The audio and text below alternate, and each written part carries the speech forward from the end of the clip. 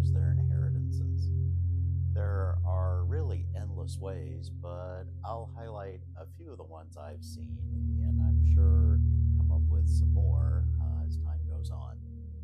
The first rule, though, should be don't spend the principal.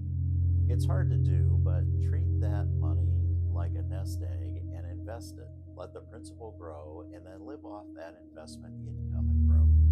That way, it can truly set you up for life in the way that everyone dreams that an inheritance can. So, how about those who didn't do this?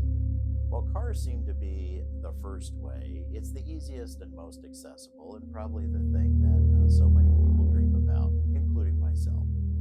Jaguars, Porsches, Navigators. I've had clients even calling from the dealership, pleading with me to wire their money directly to the dealership. They couldn't even wait for the distribution check to arrive in the mail. Well, how much are those cars worth now? $1,000, maybe $5,000, most likely. And there's no money left to buy the next one. Well, how about a house that you can't afford?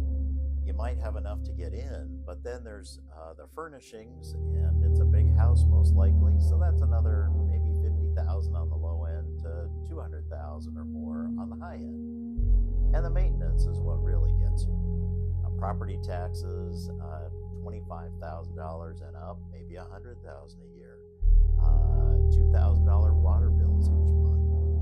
$30,000 for insurance. When you've got a great view, it probably also means you're on a hillside next to a lot of flammable brush, which in California means high insurance rates. I've seen bills as high as $100,000 for what might seem like a not really great house, maybe 2 million, and that's something that is somebody's dream house, but they didn't budget that extra 100,000 a year just to be able to live in it.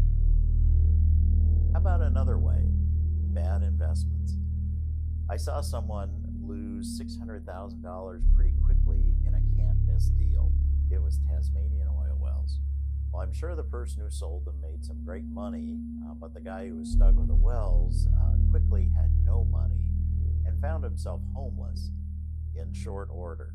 Well, I'm sure the advisor believed his own hype because even himself, I knew, was a guy who had made and lost several fortunes over his lifetime. Lived in mansions, then lived in borrowed apartments, then back to mansions and borrowed apartments again, maybe a van later on.